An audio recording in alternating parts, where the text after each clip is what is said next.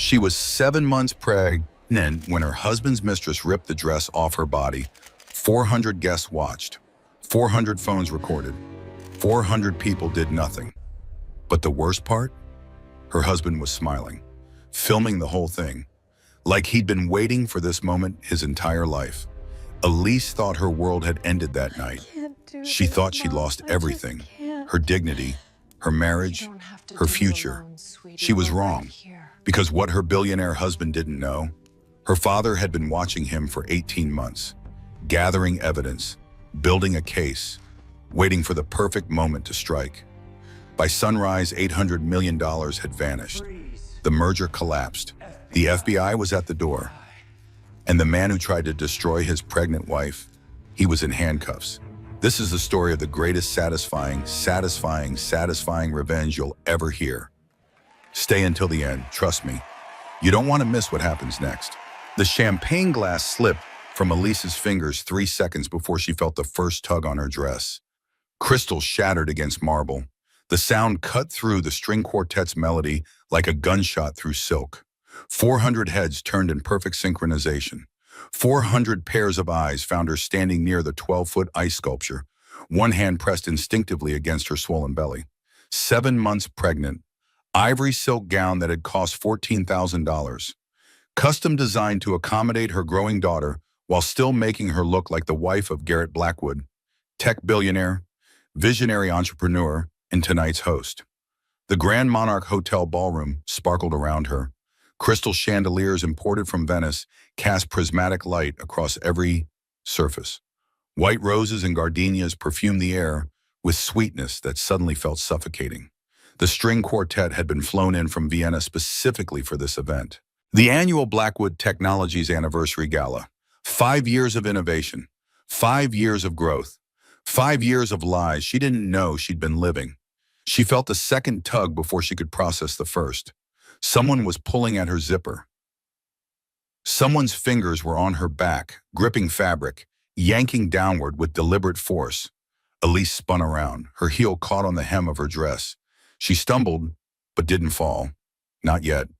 Her pregnant belly shifted her center of gravity, made every movement feel dangerous and uncertain. Vanessa Drake stood behind her, 29 years old, vice president of marketing at Blackwood Technologies. Perfect red lipstick, the color of fresh blood. Perfect blonde waves that probably took 2 hours to achieve. Perfect smile that stretched across her face like a wound. "What are you doing?" Elise's voice came out wrong. Too high, too thin, too confused. The music continued for another 3 seconds, then stopped. The sudden silence was worse than any sound could have been. Vanessa's hand moved fast, faster than Elise could react. The zipper gave way with a sound that seemed impossibly loud in the quiet ballroom, a metallic rasp that echoed off the vaulted ceilings. "Let's see what Garrett's been stuck with for 5 years." Vanessa's voice carried across the room. Amplified. Someone had given her a wireless microphone, or she'd brought one herself, planned this moment down to the acoustics. "Let's see what he's been forced to come home to every single night while dreaming of something better."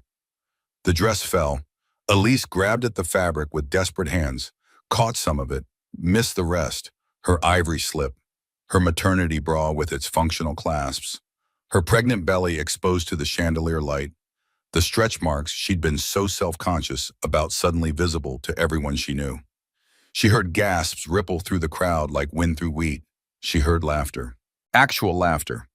From people she'd hosted at charity events. From people she'd considered friends. She heard the distinctive click of camera phones, dozens of them, capturing her humiliation from every possible angle. She searched the crowd for her husband. Her eyes swept across familiar faces. Board members she'd entertained at dinner parties. Investors she'd charmed at fundraisers. Wives she'd organized charity drives with. All of them watching. None of them moving. And then she found him. Garrett stood 20 feet away, 38 years old. Dark suit tailored in Milan, dark hair silvering elegantly at the temples. The man she'd married 5 years ago in a ceremony overlooking the Pacific Ocean. The man who'd written his own vows about partnership and protection. The man who'd promised, in front of 200 guests and God himself, to shield her from every storm life might bring. He was holding up his phone, recording, smiling, not a shocked smile, not a confused smile, a satisfied smile, the smile of someone watching a plan come together exactly as intended. Garrett, his name tore from her throat like something with claws. Garrett, help me, please. He didn't lower the phone. He adjusted the angle instead, made sure he was getting the full scene. Her exposed body, her desperate hands clutching torn fabric. Her face contorted with confusion and dawning horror. Vanessa circled her slowly, deliberately, a predator sizing up wounded prey, taking time to enjoy the moment. Poor thing. Vanessa's amplified voice dripped with mock sympathy. Did you really think he loved you? Did you really believe any of it was real? Elise couldn't speak. Her throat had closed around the words. He's been mine for 18 months. Vanessa continued, her heels clicking against the marble floor as she walked. 18 months. Every conference where he was too busy to call, every late night at the office, every time he said he was too tired to touch you. She stopped directly in front of Elise, close enough that Elise could smell her perfume, something expensive and floral. He was with me, every single time. Elise's knees buckled. A server caught her elbow. Young man, maybe 22. His face was pale with shock. He was the only person in the room who seemed horrified rather than entertained. Ma'am? His voice shook. Ma'am, let me help you. She clutched the torn fabric to her chest with one hand, gripped his arm with the other. Her baby kicked hard against her ribs.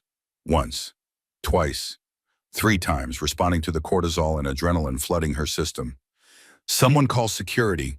Elise's voice came out steadier than she felt. Survival instinct kicking in. Please, someone. The string quartet sat frozen with their bows suspended in midair. The bartenders had stopped pouring drinks. The catering staff stood motionless with trays of canapes growing cold in their hands. 400 people stared. 400 people she'd hosted at charity galas and holiday parties and intimate dinners. 400 people she'd laughed with and donated alongside and genuinely considered part of her social circle. 400 people doing absolutely nothing. Security was already moving, but not toward Vanessa, toward her. Ma'am, the head of security appeared at her side. Marcus Chen. She'd approved his Christmas bonus last December. Written him a personal thank you note for his dedication. Ma'am, we need you to leave. You're causing a disturbance. The words didn't make sense. She was causing a disturbance? She was the one half naked and crying? I'm causing a disturbance? The words scraped her throat raw. She just attacked me. She just ripped my clothes off in front of everyone, and I'm causing the disturbance? Ma'am, Marcus took her arm. His grip was firm, professional, the grip of someone following orders. Please come with us. We can discuss this privately. She looked at him, really looked. His jaw was tight. His eyes wouldn't meet hers. He knew what was happening. He knew it was wrong, and he was doing it anyway. Garrett's hire, Garrett's man, following Garrett's instructions. I'm his wife. The statement felt absurd leaving her mouth, like she needed to remind someone, like she needed to prove she belonged here. I'm Garrett's wife. This is supposed to be our party, our celebration. Not for long. Garrett finally spoke. He was still filming, still smiling. I want this documented for legal purposes. My mentally unstable wife attacked my colleague in front of 400 witnesses. Everyone here saw it. The crowd shifted, a collective movement toward agreement. She just grabbed her, someone said from the left side of the room, a woman's voice, familiar. Margaret Holloway, maybe. They'd served on 3 charity boards together. The poor girl was just standing there. Someone else added, male voice, deeper, Richard something. She danced with him at last year's gala. Pregnancy hormones. A third voice, definitely female, possibly Linda Chen, Marcus's wife. My sister went completely crazy during her 3rd trimester, attacked her husband with a frying pan. Some women just can't handle the hormonal changes. Murmurs of agreement rippled through the room. Elise felt the room spin. The chandeliers blurred into streaks of light. Her vision darkened at the edges. The baby kicked again, harder this time, as if trying to wake her from a nightmare. This wasn't happening. This couldn't be happening. But it was. And somewhere in the chaos of her shattering world, Elise noticed something no one else did. A familiar face in the crowd, not watching the spectacle like everyone else, watching the watchers, recording on a different phone. A phone pointed at Garrett, at Vanessa, at the security guards, at the crowd's complicit faces. Brooke Sullivan, her best friend since freshman year at Stanford, event photographer for tonight's gala. The woman who'd held her hair back during morning sickness. The woman who'd helped her pick out nursery furniture. The woman who'd warned her years ago that something about Garrett felt off, recording everything, including Garrett's smile. Security escorted Elise through a service entrance, through industrial hallways that smelled of dish soap and hot food, past kitchen staff who averted their eyes, past servers who whispered to each other as she passed. Someone draped a coat over her shoulders, heavy wool, men's cut, probably belonged to one of the valets. Someone else handed her a pair of flats, black, plain, size too small but better than her heels, which she'd left somewhere on the ballroom floor along with her dignity. The October air hit her face like a slap when they pushed through the service exit. Cold, sharp, real in a way nothing else felt real anymore. She stood on the sidewalk outside the Grand Monarch Hotel, barefoot despite the flats someone had given her. She must have dropped them somewhere. She couldn't remember. Couldn't remember walking through the kitchen. Couldn't remember the service corridor. Couldn't remember anything except Garrett's smile and Vanessa's voice and the sound of her zipper giving way. Her phone was inside. Her purse, her shoes, her coat, her dignity. Everything except the child growing in her belly and the coat some stranger had thrown over her shoulders. A black sedan pulled up to the curb. Sleek, expensive. The Montgomery family car. Samuel Rodriguez emerged from the driver's seat, 62 years old, with her family for 30 years. He taught her to drive when she was 16, picked her up from college when she was homesick, driven her to her wedding 5 years ago. He took one look at her face and didn't ask a single question. He simply opened the door, helped her inside with the gentle hands of someone who'd known her since childhood, turned the heat up high, handed her a bottle of water and a package of tissues from the center console. "Where to, Miss Elise?" She opened her mouth to say home.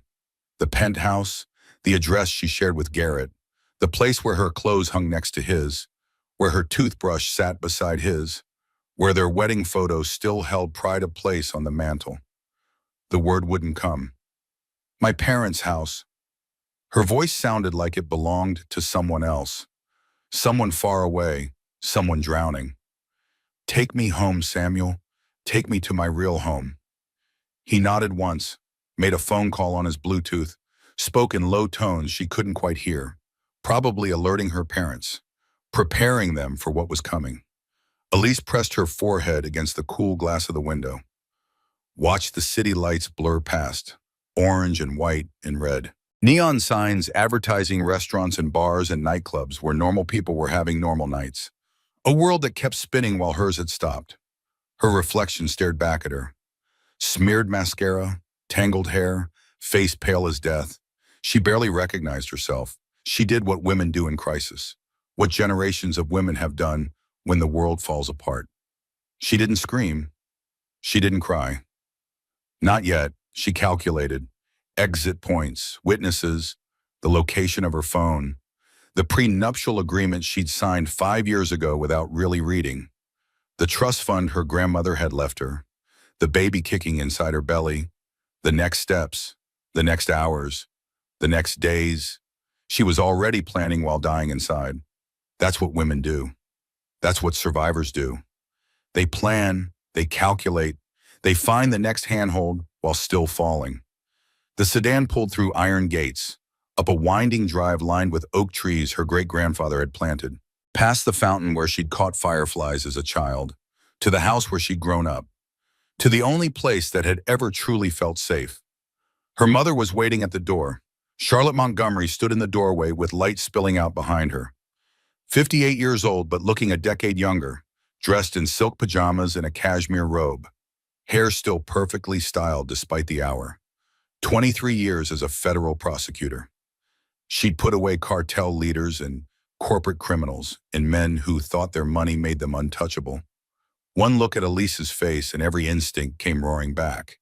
Inside, Charlotte took her daughter's arm, pulled her across the threshold. Now, we have work to do. The door closed behind them. The nightmare was just beginning. The Montgomery estate smelled like safety, wood fires crackling in every fireplace. Her father's pipe tobacco, cherry-scented and familiar. Her mother's jasmine perfume, applied even at 2 in the morning because Charlotte Montgomery never appeared less than composed.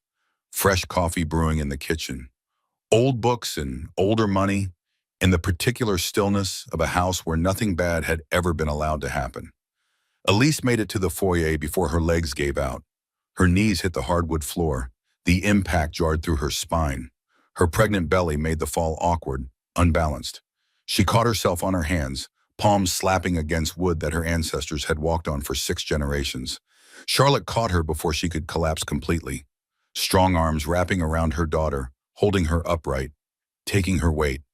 "I've got you." Charlotte's voice was steady, controlled. The voice she'd used in courtrooms when witnesses broke down. "I've got you, baby. You're safe now." Elise started shaking, not crying, not yet, just shaking. Full-body tremors that rattled her teeth and made her vision blur. He was smiling. The words came out in gasps. He was smiling while he filmed it, like it was funny, like I was funny, like our whole marriage was just a joke he'd been waiting to tell. "I know." Charlotte smoothed her daughter's hair. "I know, sweetheart, but you're here now, you're home, and we're going to fix this."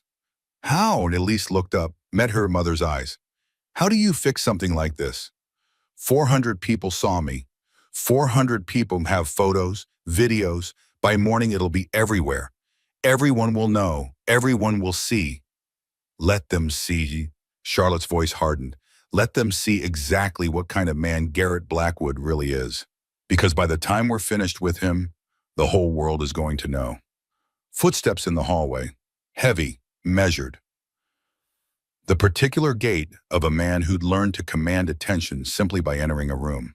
Theodore Montgomery appeared in the doorway of his study, 61 years old, silver hair that had once been the same honey blonde as his daughter's, reading glasses pushed up on his forehead, wearing the ancient cardigan he'd owned since Elise was a child. The man who'd built a $4 billion media empire from a single failing newspaper. The man who'd never once raised his voice to his daughter. The man who was looking at her now with an expression she'd never seen before. Controlled fury. "Elise."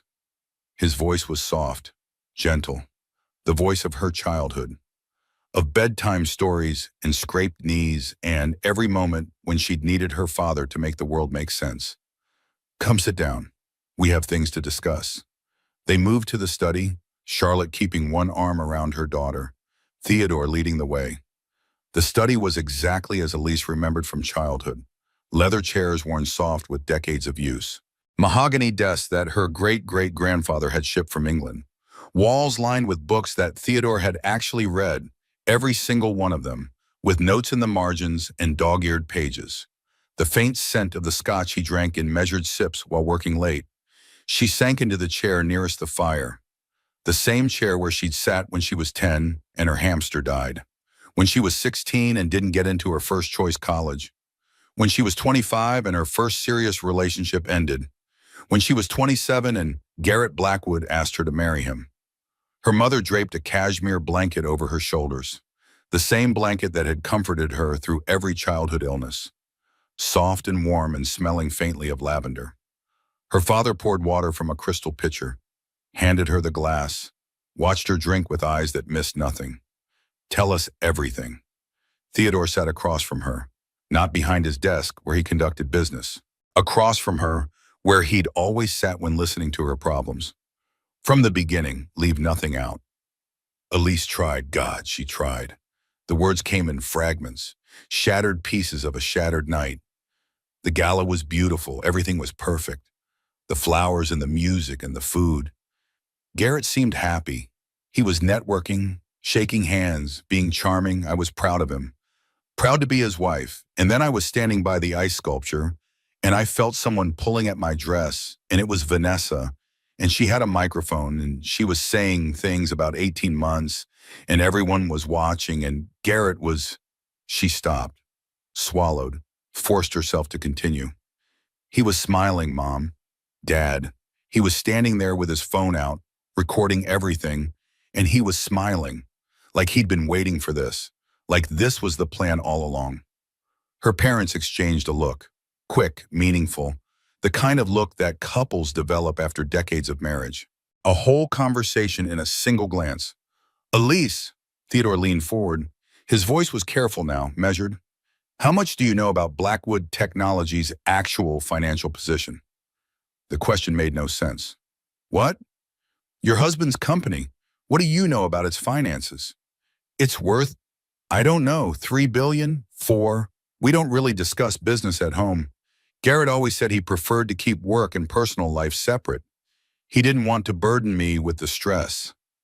Another look between her parents. Longer this time. Heavier. Sweetheart. Theodore reached into his desk drawer, pulled out a folder. Thick. Manila. Worn at the edges like it had been handled hundreds of times. Your husband isn't just a cheater. He's a fraud. And he's been planning this night for a very long time. The word hit her like a physical blow. Fraud. Her husband. The father of her unborn child. I don't understand.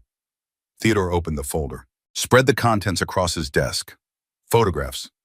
Dozens of them. Garrett and Vanessa in restaurants, in hotels, in the back of cars, holding hands, kissing, looking at each other the way he used to look at Elise, back when she believed he loved her.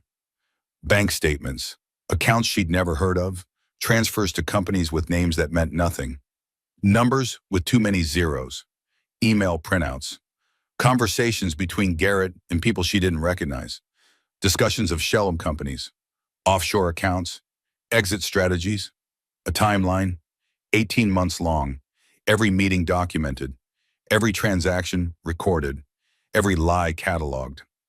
I've known since your second trimester. Theodore's voice was heavy. I hired private investigators when you first told us about the pregnancy. Something felt wrong. The way Garrett reacted when you shared the news, the way he looked at you, like you'd handed him a problem instead of a gift.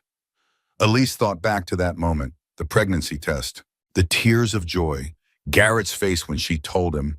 She thought he was shocked, overwhelmed, happy in a way that made words inadequate. Now looking at these documents, she saw it differently. The quick calculation behind his eyes, the forced smile, the way he'd immediately started talking about financial planning and prenuptial considerations and practical matters.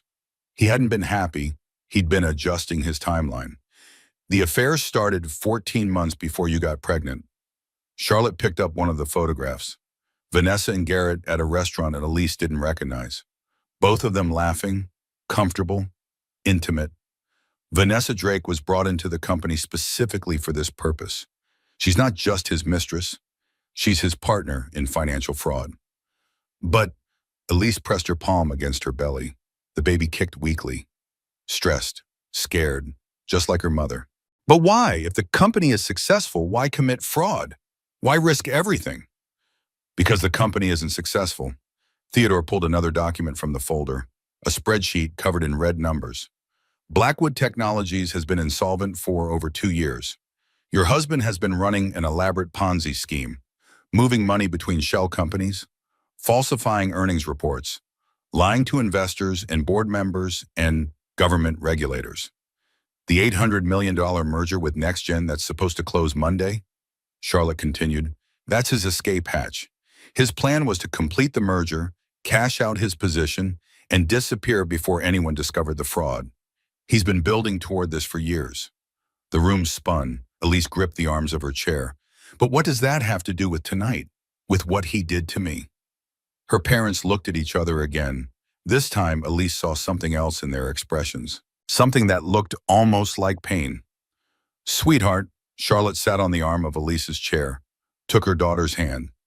Your prenuptial agreement states that in case of divorce, you receive 30% of his company's value, Plus, your trust fund remains completely intact and protected. I know that. We had lawyers review everything. If the company is worthless because of fraud, 30% of nothing is nothing. You'd walk away with only your trust fund. Okay, that's still $150 million. That's not nothing. No, it's not.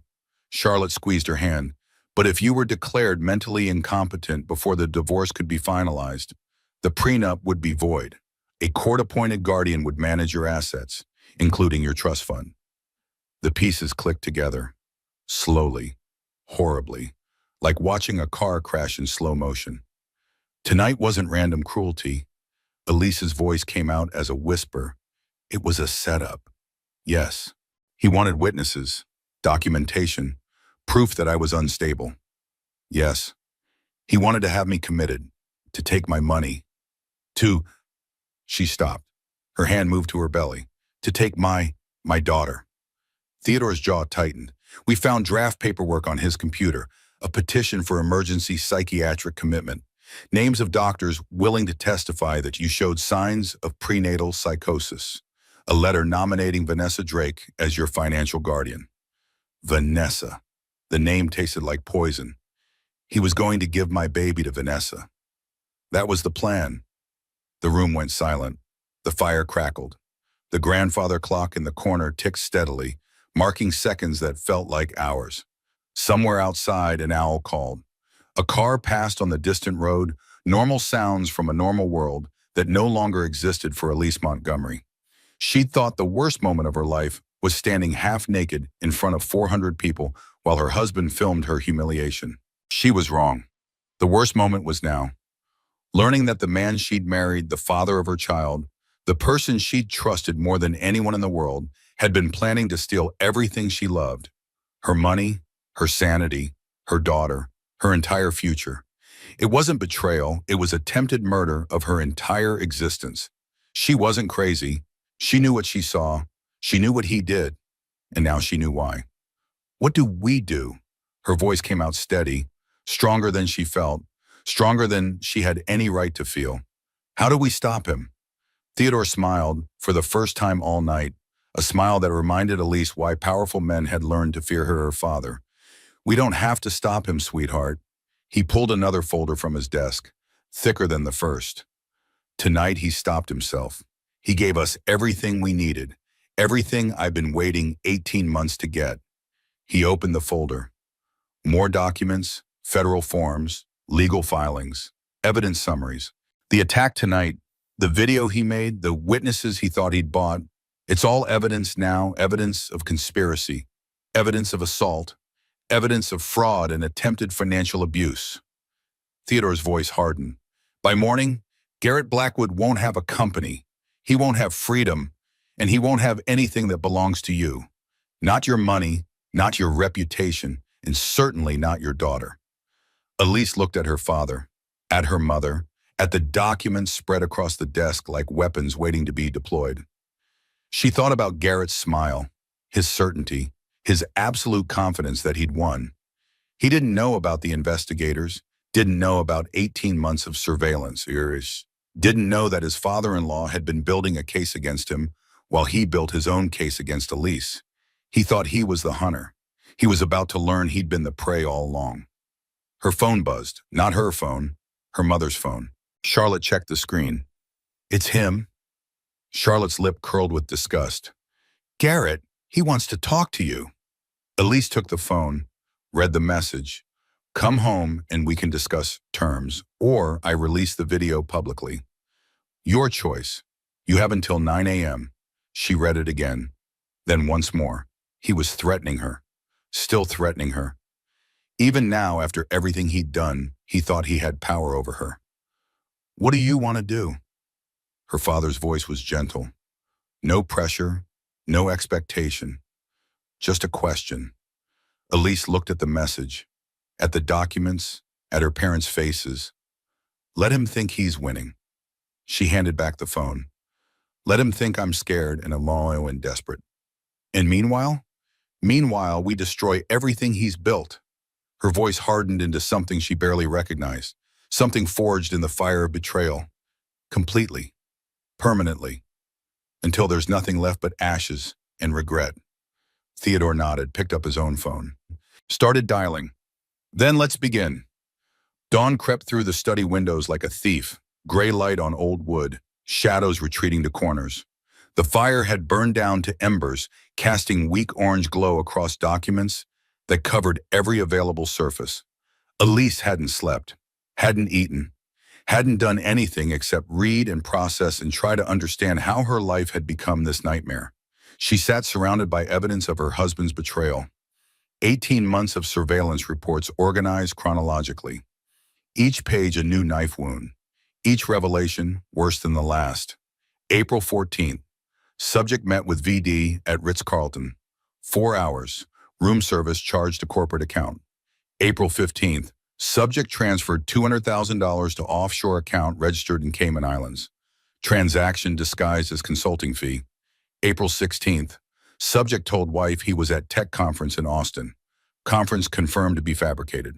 No such event scheduled. She remembered April 16th. She remembered it perfectly because it was the day she decided to tell Garrett about wanting to start trying for a baby. She'd spent the morning preparing, made his favorite breakfast, cleaned the apartment, practiced her speech in the mirror. He'd called at noon, said the conference was running long, said he probably wouldn't be home until late, said he missed her. She'd made his favorite lasagna anyway. Left it warming in the oven. Written him a note on their nicest stationery. Whenever you get home, I'll be here. I have something wonderful to tell you. Love, your wife. She'd drawn a little heart at the bottom, silly, romantic, the kind of thing that she'd done in the early days of their relationship. The lasagna had dried out. The note had sat untouched on the counter until morning. He'd come home at 2 a.m. and gone straight to bed without waking her. He'd been at the Ritz-Carlton with Vanessa. Elise opened her own calendar from that month. Her handwriting, her hopes, her blindness documented in blue ink. April 16th, Garrett coming home late, made his favorite lasagna. Maybe tonight we can talk about baby names. Decided to wait and tell him in person. They talked about baby names 3 weeks later, over cold takeout. He'd been distracted the whole time, checking his phone every few minutes. She'd thought he was stressed about work. He'd been texting Vanessa. Every memory was poisoned now. Every moment she'd cherished rewritten into something ugly. Their first anniversary dinner at that French restaurant, he'd excused himself 3 times to take calls. She'd thought he was important, in demand, the kind of man whose phone never stopped ringing because the world needed him. Now she understood he'd been coordinating with Vanessa, planning their next meeting while his wife waited alone with her champagne. The vacation in Cabo. He'd worked most of the trip. Laptop out by the pool, conference calls on the balcony. She'd told herself he was dedicated, ambitious, building a future for their family. In reality, he'd been transferring money, falsifying documents, building the framework of fraud that would eventually destroy everything. The night she told him she was pregnant, she replayed it in her mind. Her excitement, her joy, his face when she handed him the positive test. She thought the expression was shock, overwhelmed happiness, the look of a man whose deepest wish had just come true. Now she saw it differently. The calculation behind his eyes, the quick adjustment of plans, the realization that he had a new timeline to work with, a new vulnerability to exploit. He'd held her that night, whispered words about their future, their family, their forever. Lies, all lies, every word. Elise pushed back from the desk. Her body ached. Her baby had been kicking for hours, responding to the cortisol flooding her system. Her back hurt. Her feet were swollen. Her eyes burned from hours of reading. She walked to the window. The sun was rising properly now, orange and pink and gold streaking across the sky like a painting. The same sun that had risen on her wedding day. The same sun that would rise tomorrow and the day after and every day until she died. The world didn't care about her pain. It kept turning, kept shining, kept going on as if nothing had changed, but everything had changed. Everything. There was a knock at the study door, soft, hesitant. Come in. Her father entered. He hadn't slept either. She could tell by the shadows under his eyes, by the slight tremor in his hands as he carried 2 cups of coffee. "You should be in bed." He handed her a cup. "Dr. Patterson called. She wants to see you this morning. Make sure the stress hasn't affected the baby." "I can't sleep. Every time I close my eyes, I see his face. That smile." "I know." "How long?" She turned from the window, faced him. "How long have you known he was a monster?" Theodore sat heavily in the chair she'd vacated. Suddenly he looked every one of his 61 years, suspected from the beginning, when you first brought him home. There was something about the way he looked at this house, at the art on the walls, at your mother's jewelry. He wasn't looking at things. He was appraising them. "Why didn't you tell me? Would you have listened?" She wanted to say yes, wanted to believe she would have trusted her father's instincts over her own heart. But she knew the truth. She wouldn't have listened. She'd been in love, blinded by it, grateful that someone like Garrett wanted someone like her. The investigation started with routine background checks. Theodore continued, standard procedure when someone starts dating the heir to the Montgomery fortune. Nothing unusual turned up. Clean record, legitimate business, good reputation. But something felt wrong the way he proposed so quickly. The way he pushed for a short engagement. The way he seemed more interested in the prenuptial negotiations than the wedding planning. Theodore took a long sip of coffee. "I kept watching, kept digging. And 6 months after your wedding, I found the first irregularities in his financial reports." 6 months, Elise's voice cracked. "You've known for 4.5 years?" "I've suspected for 4.5 years, but suspicion isn't evidence, isn't proof, isn't anything that would hold up in court or convince my daughter that the man she loved was using her. So you just waited, watched. I gathered evidence, built a case, hired the best forensic accountants and private investigators money can buy."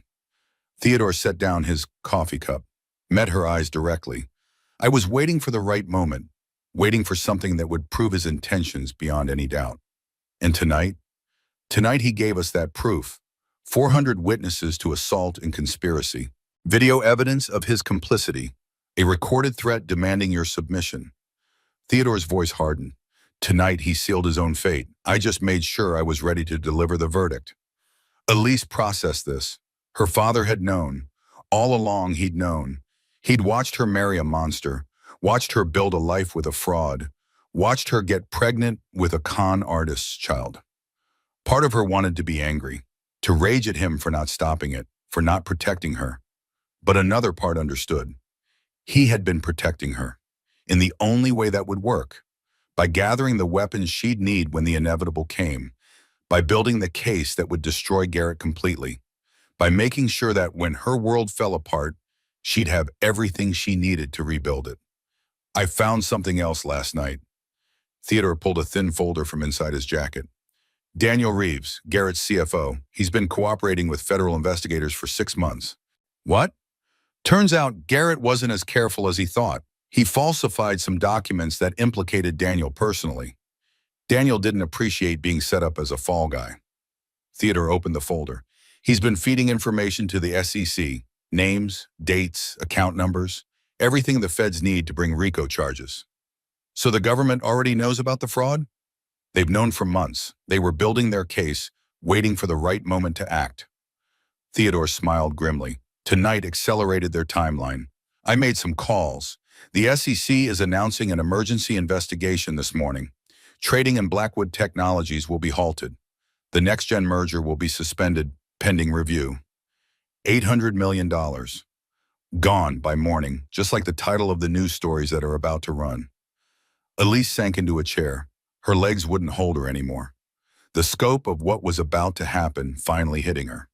Garrett thought he was winning. Right now, in their penthouse, he was probably drinking coffee and planning how to spend her trust fund, calculating how long to keep her committed before the divorce, deciding what to name the daughter she'd never be allowed to raise. He had no idea that 18 months of surveillance had documented his every crime, no idea that his CFO had betrayed him, no idea that the federal government was hours away from destroying everything he'd built, no idea that his wife's family had been preparing for this moment since before she walked down the aisle. The video, Elise looked up at her father. He said he'd release it if I didn't comply. Already handled. My team accessed his cloud storage overnight.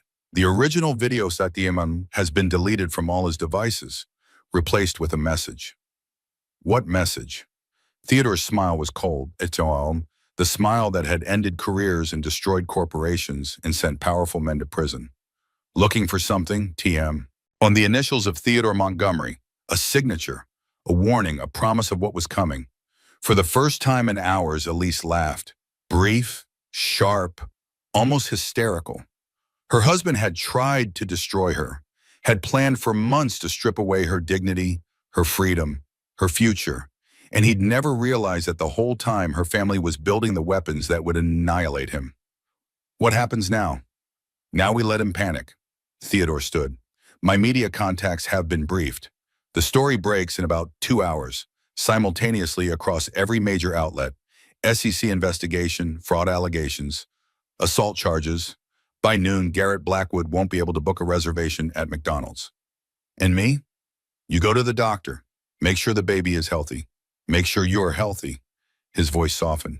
Everything else can wait. Your daughter can't. Elise placed her hand on her belly, felt the baby kick in response. Strong, insistent, alive. Whatever else happened, whatever came next, she still had this child, this future, this piece of herself that no one could take away. Okay, she stood, straightened her shoulders. Let's begin. 9:17 a.m. Garrett Blackwood sat in the penthouse he shared with his wife.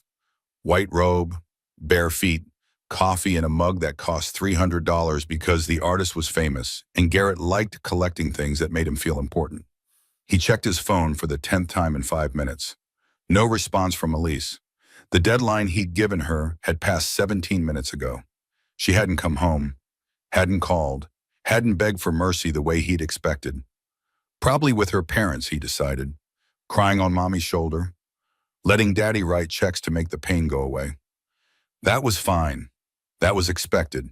The Montgomerys always thought they could buy their way out of problems. This time, money wouldn't help. He had 400 witnesses.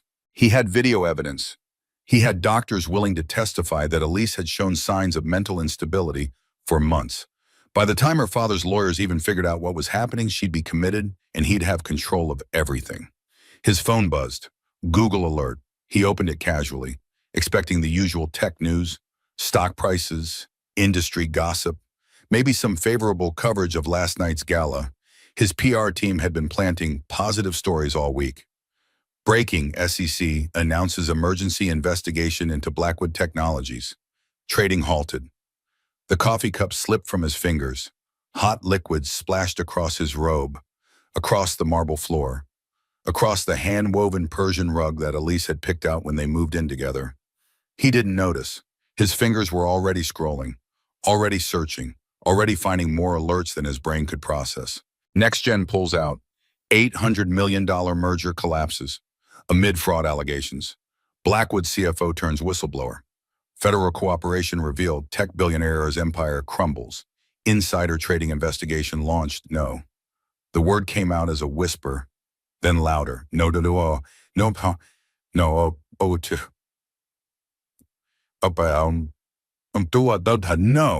His phone started ringing. Board members, investors, his lawyer, his PR team. The flood of incoming calls so constant that his screen never stopped vibrating. He ignored them all. With shaking hands, he navigated to his cloud storage, to the folder where he'd saved last night's video, the insurance policy, the leverage that was supposed to keep Elise in line. The folder was empty, not deleted empty. The folder still existed, but the files inside were gone. Every video, every photo, every document. In their place, a single text file. He opened it with fingers that trembled so badly he could barely tap the screen. Looking for something? TM Theodore Montgomery. Garrett stared at his letters until they blurred, until his vision went gray at the edges, until the reality of what had happened finally broke through his shock. They knew. They'd known all along.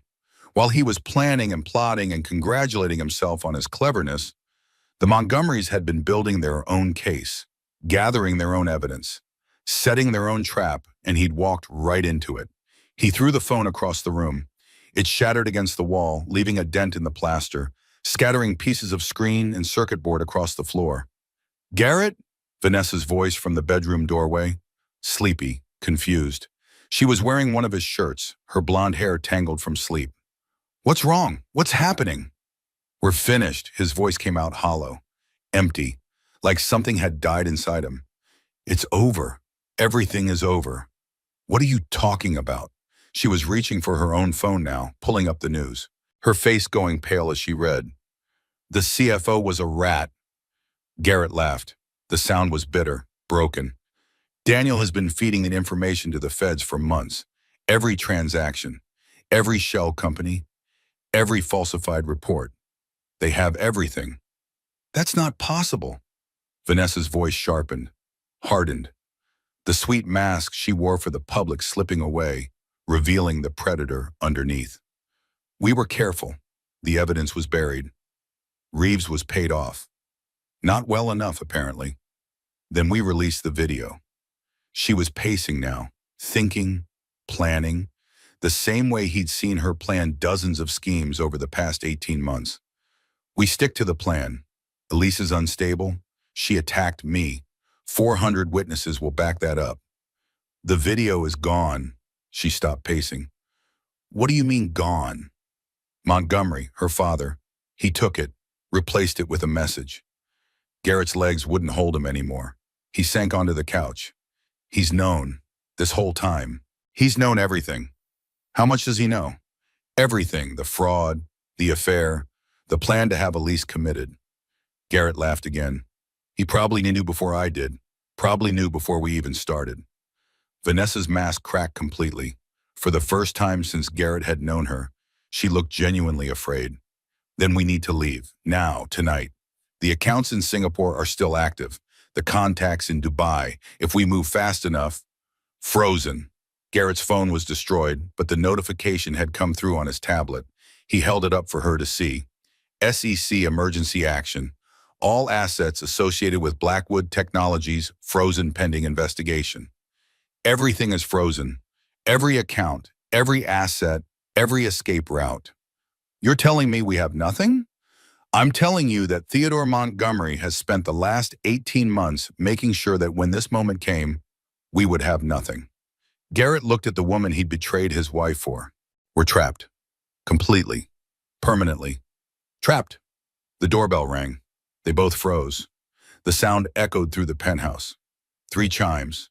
Expensive custom doorbell that played a snippet of Mozart. Elise had chosen it because she said it was more welcoming than a buzzer. "Don't answer it." Vanessa's voice was sharp, commanding. The doorbell rang again, then pounding. Hard fists against the reinforced door. "FBI, open the door. We have a warrant." Garrett looked at Vanessa, at the woman he'd thrown away his marriage for, at the partner who was supposed to help him steal everything and disappear into luxury. She was already backing toward the bedroom, toward the window, toward the fire escape. "Where are you going?" "I'm not going to prison for you." Her voice was cold now, empty of any pretense of feeling. "I was never going to prison for you. That wasn't part of our deal." "Our deal?" He stood, moved toward her. "We're supposed to be in this together. That's what you said. Partners, 50-50. I said a lot of things." She was at the bedroom door now, one hand on the frame, ready to run. "You were supposed to be smart enough to not get caught. You were supposed to be worth the risk." She smiled, the same smile she'd used on him for 18 months. Cold, calculating, empty. "You weren't." She disappeared into the bedroom. He heard the window open, the fire escape rattling under her weight. By the time the FBI agents broke down the door, Garrett Blackwood was alone, standing in his penthouse, in his $300 coffee-stained robe, surrounded by evidence of a life that had just ended. "Garrett Blackwood." The lead agent's voice was calm, professional, almost bored. "You're under arrest for securities fraud, wire fraud, money laundering, and conspiracy to commit financial abuse. You have the right to remain silent. Anything you say can and will be used against you in a court of law." He didn't resist. What was the point? As they led him out in handcuffs, past the doorman who'd wished him good morning every day for 5 years, past the neighbors who'd attended his parties, and complimented his success. Past the life he'd built on lies and theft and the destruction of a woman who'd loved him, Garrett Blackwood had only one thought. He'd underestimated her. All along from the very beginning, he'd underestimated Elise Montgomery and her father and the truth. At the Montgomery estate, Elise watched the news coverage from her childhood bedroom. The room hadn't changed since she was 17. Lavender walls, white furniture, bookshelves still filled with the novels she'd loved in high school, a window seat where she'd spent countless hours reading, dreaming, imagining the future. She'd never imagined this future. Never dreamed she'd be 32, 7 months pregnant, watching her husband arrested on national television. Theodore's media empire ensured the story was everywhere. Every channel, every website, every social media platform. But not the story Garrett had planned. Philanthropist Elise Montgomery Blackwood allegedly assaulted at gala. Investigation underway. Witnesses come forward. It was clearly coordinated. 400 guests say they were pressured to lie. Blackwood CEO arrested in dawn raid. Assets frozen. Merger collapsed. Her phone buzzed constantly. A new device her mother had brought her, the number known only to family and close friends. Messages of support, horror, disbelief, apology. People she'd thought were friends reaching out to say they were sorry. They didn't know. They didn't understand. They'd been told it was a joke, a surprise, a game between husband and wife. Lies. All of them had been fed lies, and they'd swallowed them because lies were easier than truth. She ignored most of the messages, responded to a few. Brooke, her college roommate, her former boss from the nonprofit where she'd worked before marrying Garrett, the people who'd known her before, the people who'd loved her before, the people who might still be able to see her as something other than a victim. She walked to her closet, the same closet where she'd hidden Christmas presents as a child, where she'd kept her diary as a teenager, where she'd stored her wedding dress after the ceremony because she couldn't bear to give it away. The wedding dress was still there, wrapped in plastic, preserved, a monument to a marriage that had never really existed. She didn't touch it. Instead, she reached for a box on the top shelf, pulled it down carefully, opened the lid. Inside were photos from her pregnancy, every ultrasound image, every milestone, the first time she'd felt the baby kick, the day she'd learned it was a girl.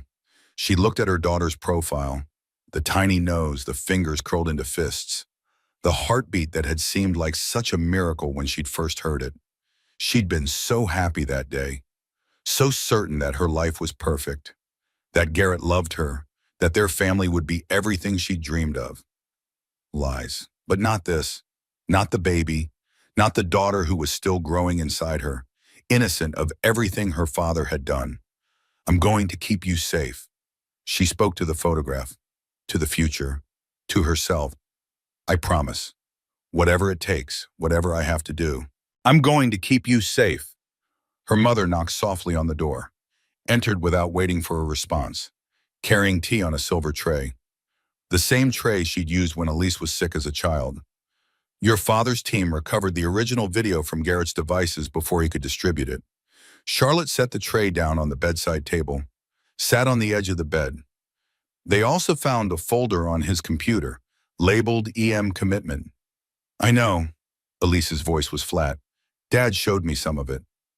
There's more, Charlotte hesitated. Falsified psychiatric evaluations dating back 8 months. Predated prescriptions for medications you've never taken. A draft petition for emergency psychiatric commitment with your name already filled in. Names of doctors who agreed to testify that you showed signs of prenatal psychosis. He really thought of everything. He thought he did. Charlotte paused. There's something else. About Vanessa. Elise looked up. What about her? Immigration picked her up at the Canadian border 2 hours ago. She almost made it. Had fake documents, new identity, the works. But your father's people alerted the authorities. They were waiting for her. Good. Her real name is Natalia Volkov.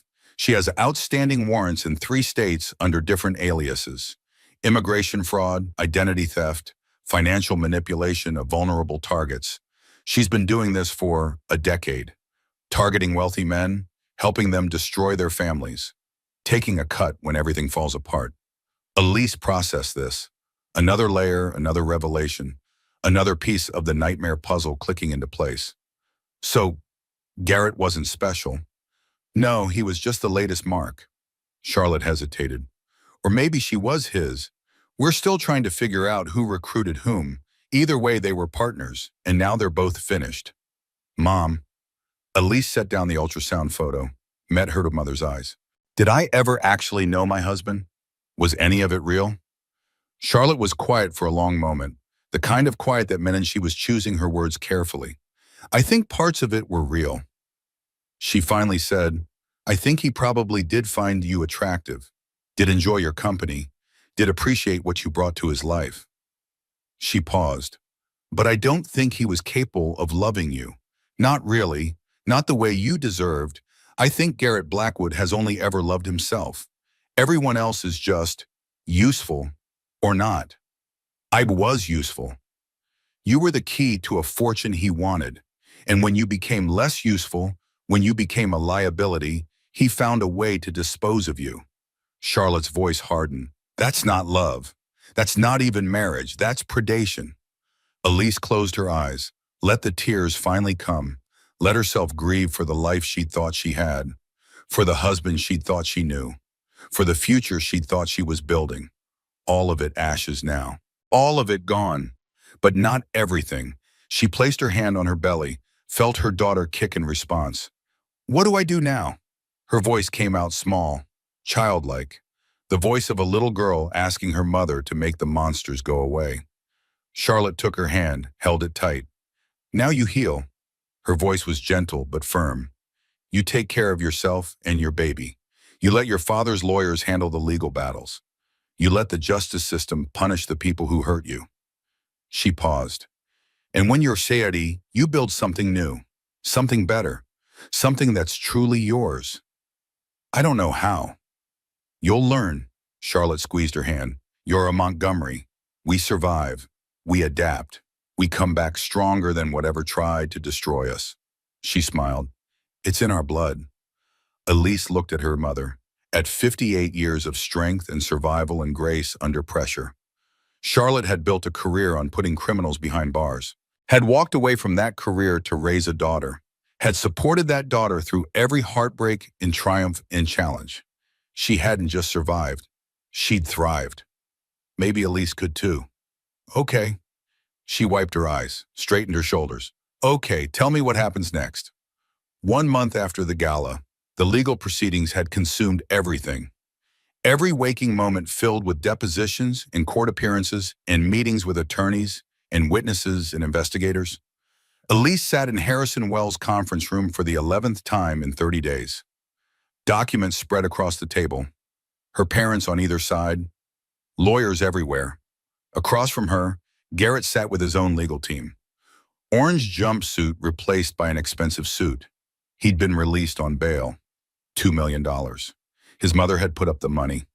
The Blackwood family fortune, such as it remained after the SEC had frozen everything connected to the company. He looked diminished, smaller somehow. The confidence that had always seemed so natural, now obviously a performance, a mask that had slipped and couldn't be properly replaced. My client maintains that Mrs. Blackwood initiated the physical altercation. Garrett's lead attorney spoke. His voice was thin, defensive, the voice of someone arguing a case they knew was already lost. 400 witnesses can attest that 400 witnesses who have since recanted. Harrison interrupted smoothly. He slid a document across the table. After viewing video evidence that clearly shows Ms. Drake approaching Mrs. Blackwood from behind, after learning about the wireless microphone Ms. Drake was wearing to amplify her statements, after discovering that their host had instructed security personnel to remove the victim instead of the attacker. Those witnesses may have been pressured to change their... Pressured by whom? Harrison's voice sharpened. The Montgomery family doesn't need to pressure anyone. The truth is doing that work for us. Your client planned and executed an assault on his pregnant wife in front of 400 witnesses, then attempted to use those witnesses to support a fraudulent commitment petition. Every piece of evidence confirms this. Every document recovered from his devices confirms this. Garrett's attorney fell silent. flipped through the documents, found nothing to contradict the accusations. Furthermore, Harrison pulled another folder from his briefcase. Your client's financial fraud directly impacts the terms of their prenuptial agreement. The agreement stipulates that Mrs. Blackwood receive 30% of his company's value upon divorce. Since that company was built on fabricated earnings, falsified reports, and fraudulent investments, the agreement is void. The fraud charges are still pending until conviction. 8 federal indictments. Harrison smiled. Cold. Professional. 12 counts of wire fraud, 10 counts of securities fraud, conspiracy to commit financial abuse, money laundering. These aren't allegations anymore. The evidence is overwhelming. The CFO has cooperated fully. The paper trail is complete. He paused. Your client is facing 25 years minimum, 30 if the prosecutor decides to add the assault charges to the federal case. The room fell silent, the weight of those numbers pressing down on everyone present. 25 years, 30 years. Garrett would be in his 60s before he was eligible for parole, his 70s before release. Elise watched his face, watched the reality sink in, watched the last traces of hope drain from his eyes. She felt nothing. She'd expected to feel something. Satisfaction, vindication, perhaps even a flicker of sympathy for the man she'd once loved. But there was nothing. Just emptiness where emotions should have been. A hollow space where her marriage used to live. What are you proposing? Garrett's attorney finally asked. His voice was defeated. Full dissolution of the marriage. Complete transfer of all legitimate assets to Mrs. Blackwood. Termination of parental rights. Permanent restraining order. Harrison listed the terms like items on a grocery list.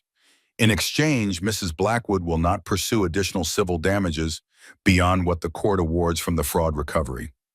You're asking my client to give up everything, Marvin. His assets, his child, his entire life. I'm asking your client to recognize reality. Harrison's voice hardened. He planned to have his pregnant wife committed to a psychiatric facility. He filmed her assault for leverage. He was going to hand his daughter to a woman with multiple outstanding warrants under false identities. He leaned forward. No court in this country will grant him custody or visitation.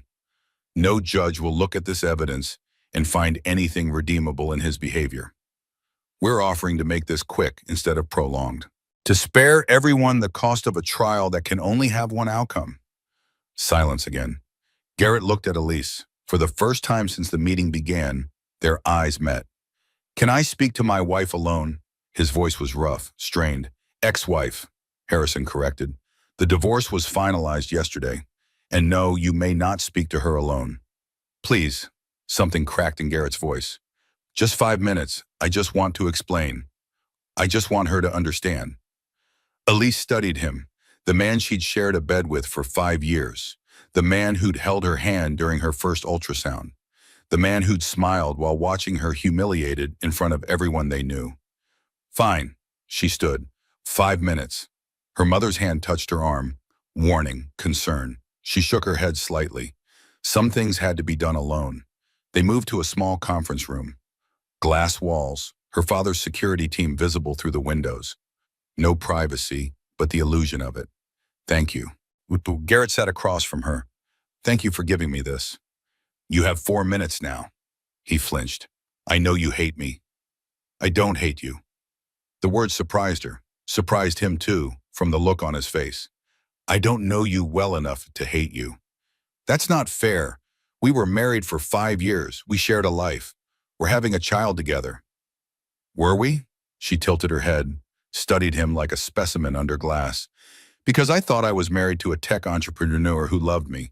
Turns out I was married to a con artist who was waiting for the right moment to steal everything I had, waiting for the right moment to destroy me. The company was real. The work was real. I just made some bad investments. Got in over my head. The fraud wasn't the plan. It was desperation. And Vanessa, he looked away. In the commitment papers, the fake psychiatric evaluations, the doctors who were willing to lie under oath. Her voice rose. She let it. Let 5 years of suppressed doubt and ignored instincts and swallowed concerns flood out. That was desperation too? I was going to let you go after. Once I had what I needed, I was going to make sure you were taken care of, comfortable, safe, in a mental institution, while your mistress raised my daughter. She laughed. The sound was sharp enough to cut. That was your idea of taking care of me? It wasn't supposed to happen like this. How was it supposed to happen, Garrett? She leaned forward, close enough to see the lines around his eyes, the gray in his hair, the hollowness behind his carefully composed expression. Tell me, I really want to know. Paint me the picture of the life you planned to have after you destroyed mine. He was silent for a long moment, his hands flat on the table between them. Expensive manicure, gold cufflinks, all the trappings of success that meant nothing now. I loved you. His voice broke. In the beginning, I know you don't believe me. But I did. I really did. In the beginning, she repeated, before you realized my trust fund was worth more than your company. Before you found someone younger and prettier and more willing to help you commit crimes. Vanessa meant nothing. She meant 18 months. She meant conspiracy charges. She meant my daughter almost growing up without a mother. Elise stood. We're done here. Please, his hand reached for hers. She stepped back. Just tell me you'll let me see her when she's born, just once, just to know what she looks like. Elise looked at him, at the tears in his eyes, at the trembling of his lips. She thought about forgiveness, about the kind of woman she wanted to be, about the kind of mother, the kind of example. She thought about her daughter, growing up wondering about her father, asking questions that had no good answers.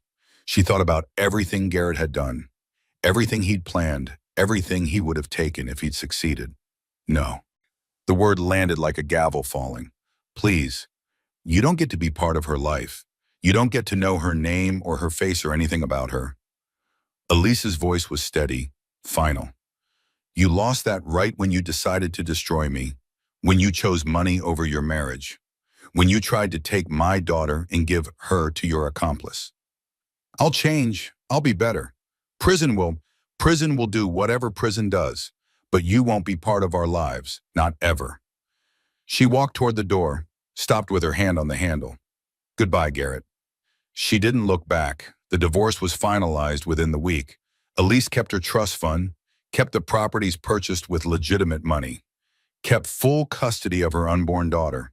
Garrett kept nothing except federal charges and a mother who posted bail. At the final hearing, his lawyer made one last attempt.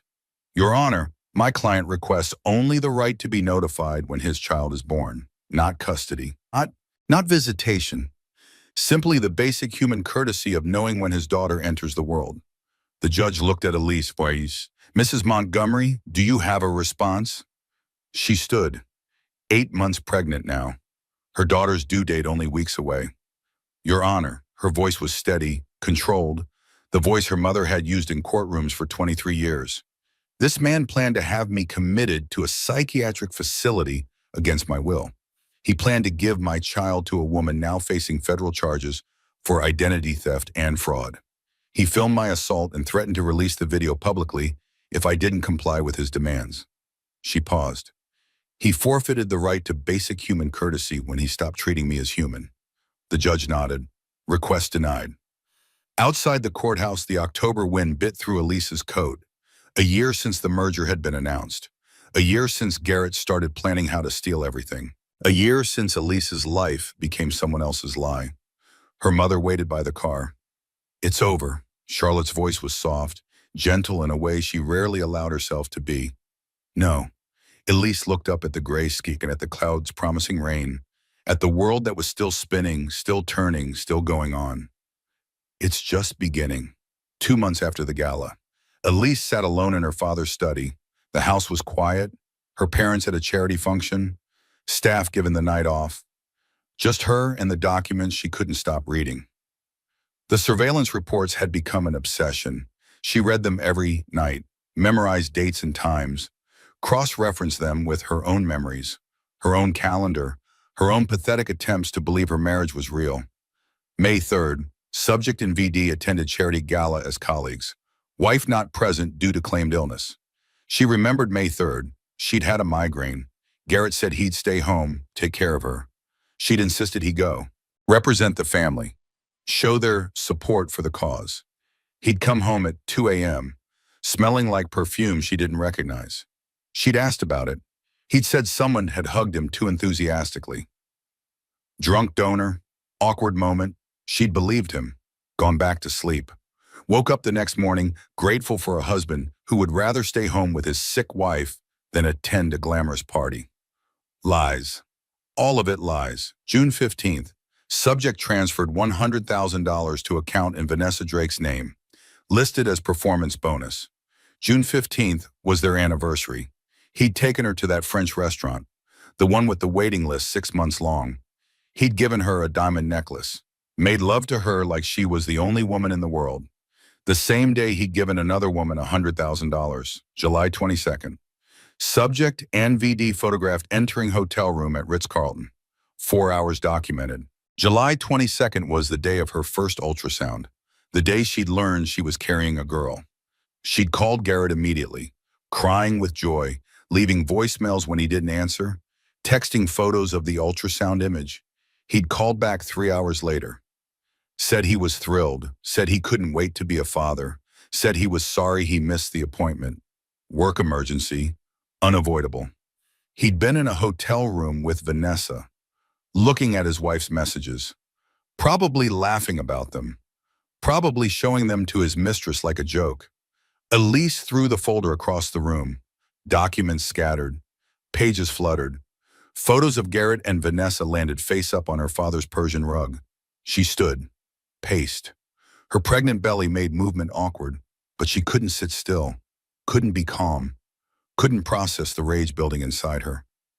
5 years. She'd given him 5 years of her life.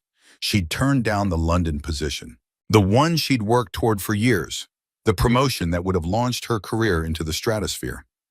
She'd said no because Garrett needed to be near Silicon Valley, because his work was more important, because a good wife supported her husband's dreams.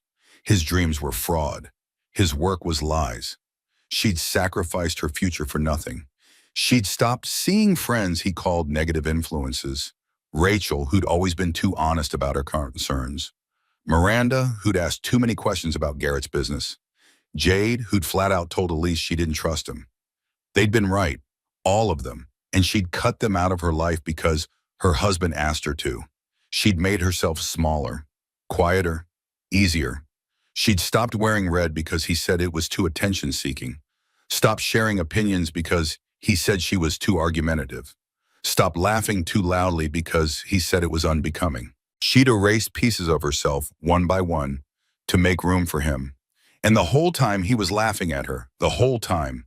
The rage built, pressure behind her eyes, heat in her chest, her hands shaking with the need to hit something, break something, destroy something the way he tried to destroy her.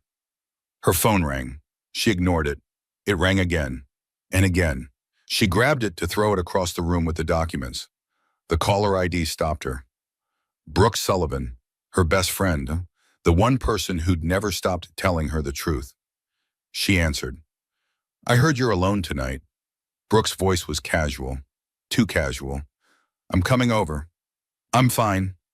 You're reading those files again. I can hear it in your voice. Brooke, 20 minutes. I'm bringing wine. Non-alcoholic for you, obviously, but I need the real stuff to hear about whatever spiral you've worked yourself into. The line went dead. Elise looked at the phone, at the scattered documents, at the photos of her husband with another woman. 20 minutes. 20 minutes to pull herself together, to look like someone who was coping, someone who was healing, someone who wasn't drowning in rage with no outlet and no relief. She started picking up documents, organizing them, putting them back in their folders where they belonged. Her hands shook the whole time. Brooke arrived in 18 minutes, let herself in with the keys she'd had since college. She found Elise in the study. Documents organized, face composed, the perfect image of someone who had everything under control. Brooke looked at her for exactly 3 seconds. You're not okay. I'm fine. You're not fine. You're barely holding it together. I can see your hands shaking from here. Brooke set down the wine bottles, crossed the room, pulled Elise into a hug. Stop pretending with me. I'm the one person you don't have to pretend with. The walls cracked. Elise sobbed into her best friend's shoulder. Ugly sobs, the kind she hadn't let herself have since that first night. The kind that shook her whole body and made her a baby kick in protest. I'm so angry. The words came out broken, fragmented. I'm so angry and I don't know what to do with it. I can't sleep, I can't eat, I can't stop thinking about all the times he lied and I believed him. All the times I defended him to people who saw the truth. All the times I chose him over my own instincts. You're allowed to be angry. I want to hurt him. I want him to feel what I feel. I want him to lose everything the way I lost everything. He is losing everything. It's not enough.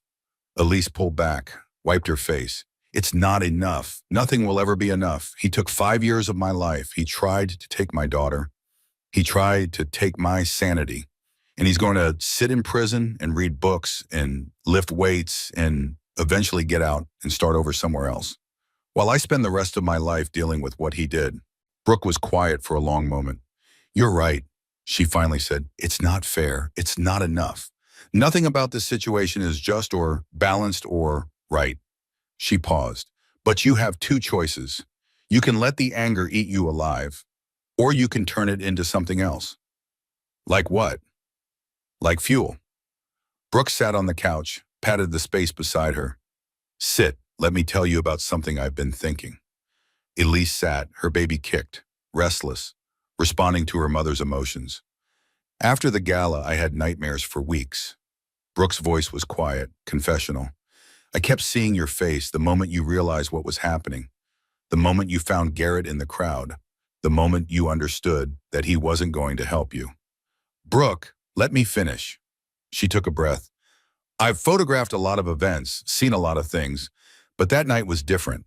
That night I saw something that made me understand, really understand how powerless women can be. Even women with money, even women with families who love them. When the person who's supposed to protect you decides to destroy you instead, there's almost nothing you can do. Elise listened, waited, but you did something. Brooke continued, you survived. You didn't let him win. You fought back with everything you had, and you're still fighting. She paused. What if you could help other women do the same? What do you mean? A foundation, a nonprofit, whatever you want to call it. Something that provides resources to women in situations like yours. Legal help, financial support, therapy, the things you had access to because of your family's money, the things most women can't afford. Elise was quiet, processing. You have the resources, the connections, the platform. Brooke pressed. Your story is going to be everywhere. The trial, the divorce, all of it. People are going to know what happened to you. What if you turn that into something that actually helps? I don't want to be a symbol. Then don't be. Be a founder, be a scion, a CEO, be someone who builds something instead of just surviving something. Brooke paused.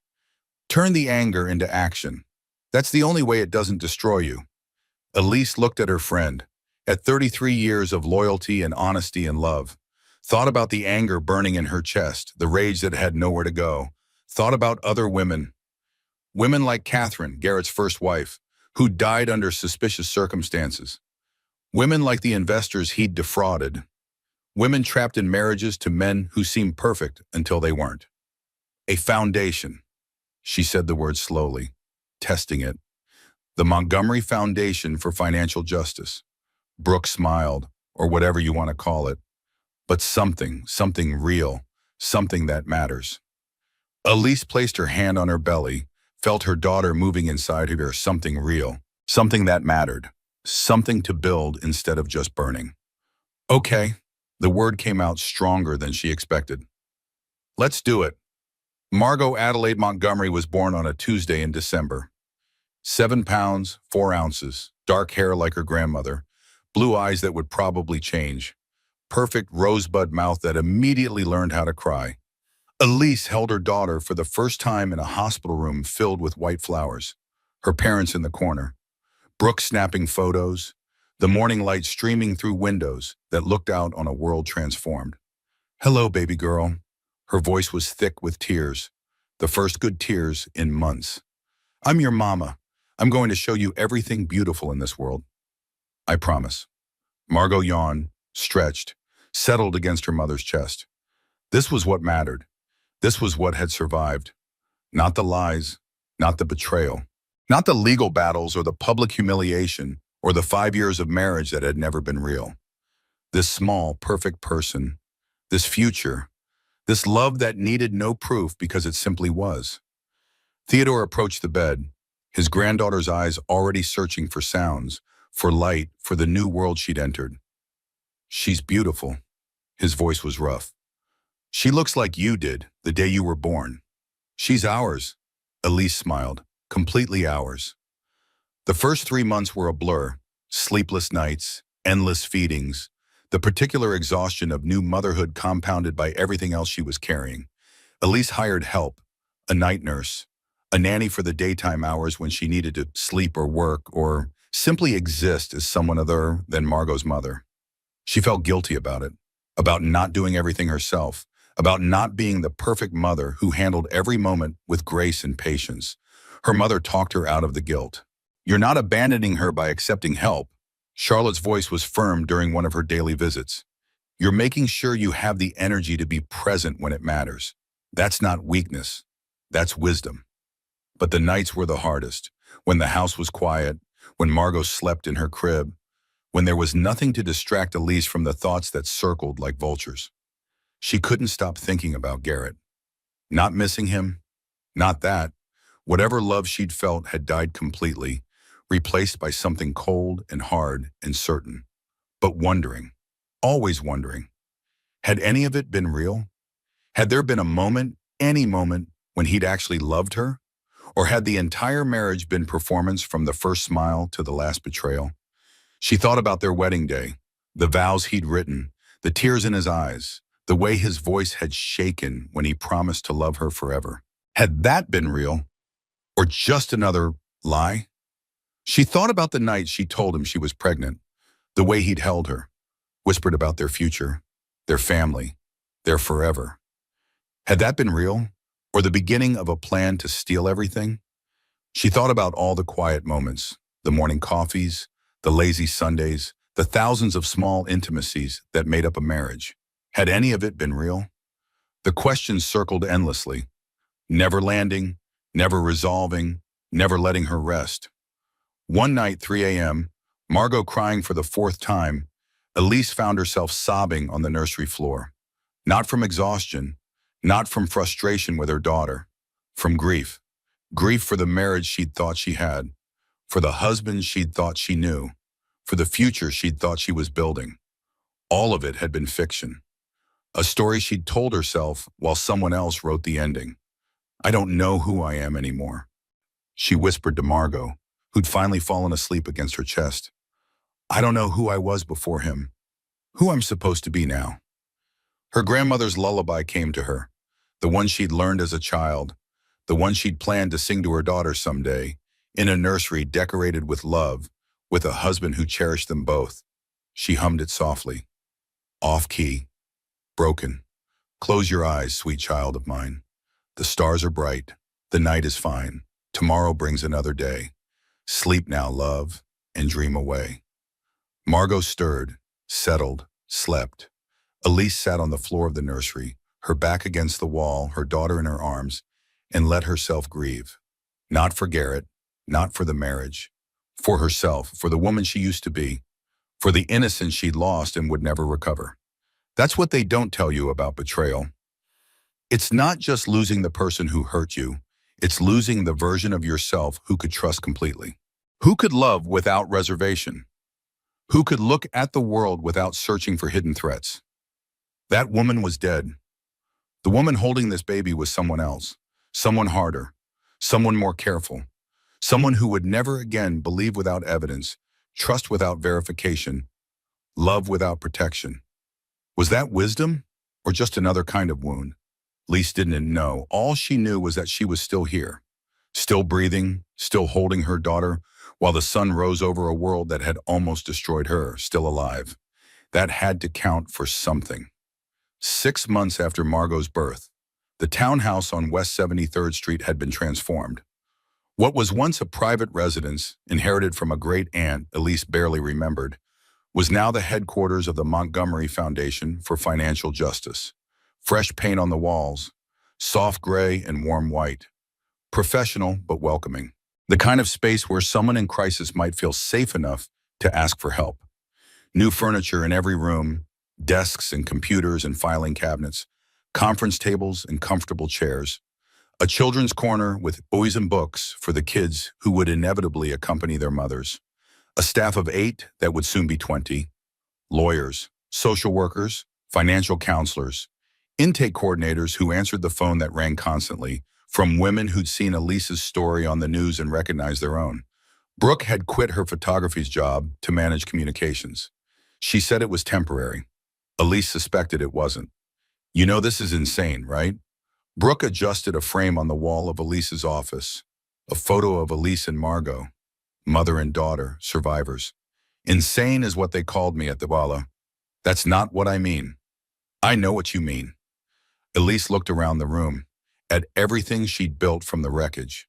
You mean I'm turning the worst night of my life into something that helps other people? You mean it's unusual, unexpected, maybe even a little unhealthy? Is it unhealthy? Elise considered the question, really considered it. No, she decided. I think it's the only thing keeping me sane. Having purpose, having something to build instead of just things to survive. Her phone buzzed. A message from the intake coordinator. New case. Woman in Connecticut. Husband hiding assets before divorce. 3 children under 10.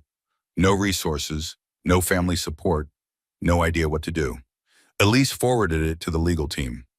The 15th case this week. The foundation had been officially open for 3 months. They couldn't help everyone. Couldn't solve every problem. Couldn't undo every wrong, but they could help some people. Could make some difference. Could prove that survival wasn't just about enduring, but about building. The sentencing is today. Brooke's voice was carefully neutral. Elise nodded. She'd known. Had been trying not to think about it. Garrett's federal trial had concluded 2 weeks ago. 23 counts. Guilty on all of them. Today the judge would announce his sentence. Are you watching? I don't know. You don't have to. I know. They stood in silence for a moment. The sounds of the foundation around them, phones ringing, keyed or clicking, voices in the conference room where new staff were being trained. Margot has a doctor's appointment at 2. Elise checked her watch. I should go. Elise. She stopped at the door, turned. Brooke crossed the room, pulled her into a hug. I'm proud of you. Her voice was fierce. Whatever happens today, whatever he gets, you already won. You know that, right? Elise hugged her back, held on for a moment longer than usual. I know. But she wasn't sure she believed it. The sentencing was broadcast on every major network. Elise watched from her parents' living room, Margot in her lap.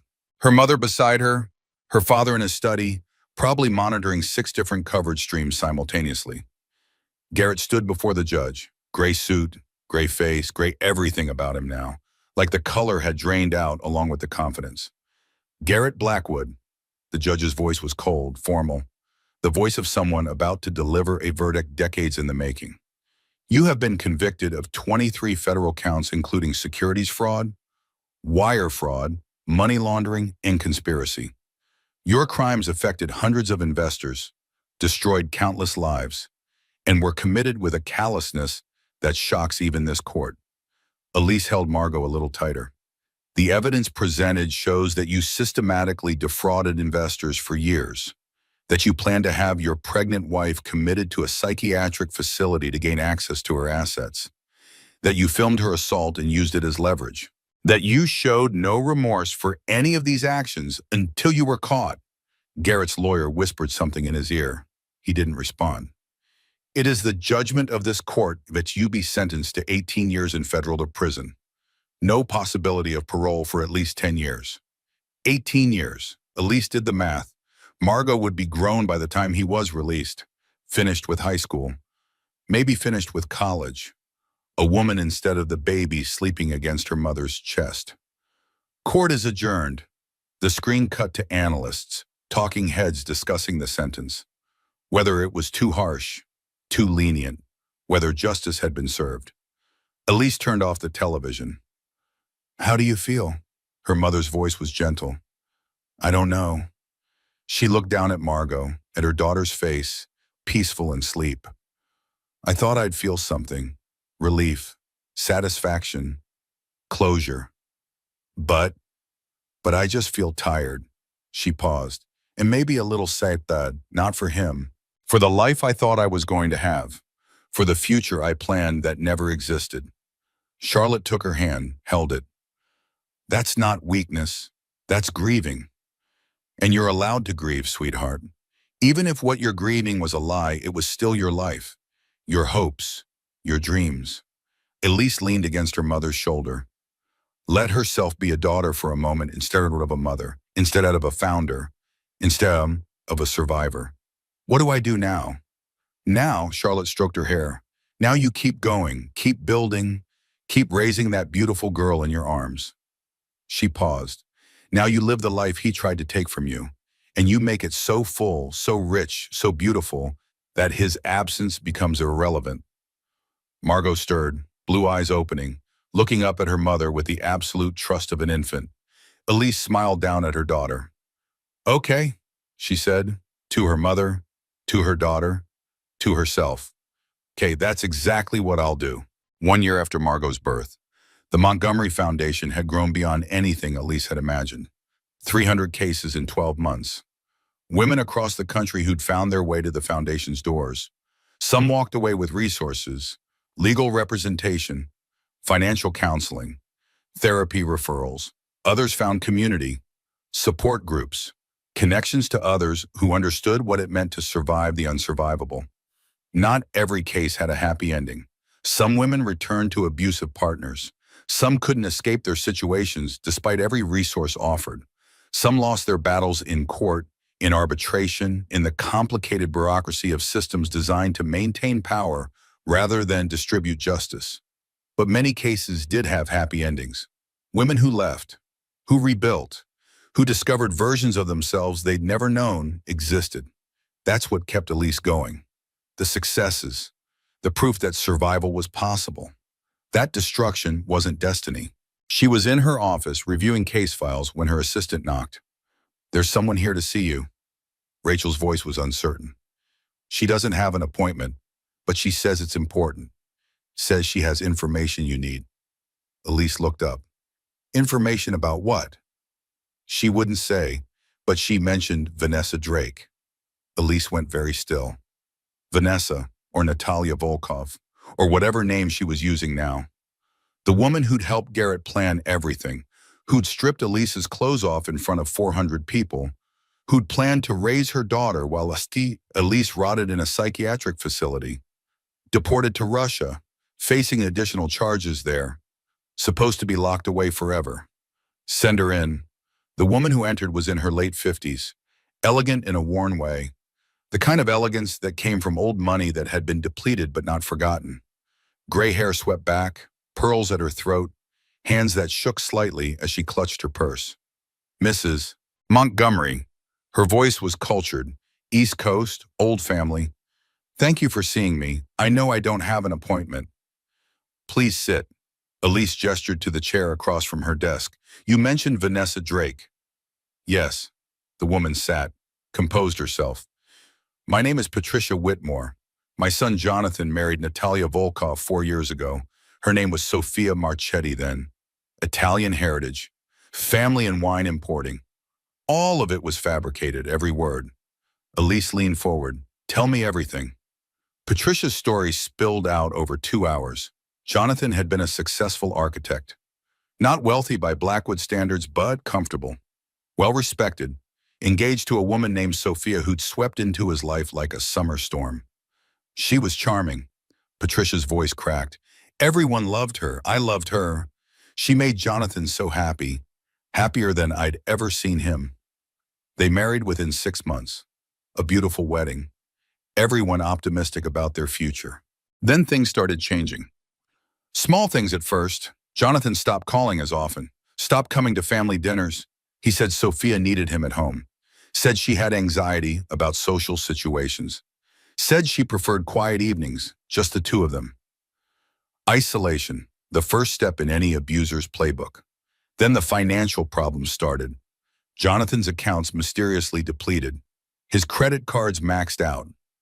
Bills unpaid despite his substantial income.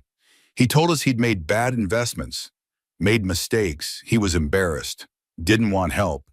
Sophia said they'd figure it out together. By the time the family realized what was happening, it was too late. She cleaned him out. Everything. His savings, his retirement, his inheritance from his father. Patricia pulled tissues from her purse, dabbed at her eyes. Then she tried to have him declared mentally incompetent, said he was delusional, paranoid, dangerous. The same playbook Garrett had tried to use on Elise.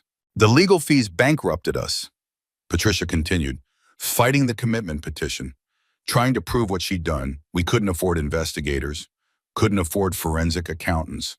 All we could do was watch while she destroyed him. Where is Jonathan now? Recovery facility.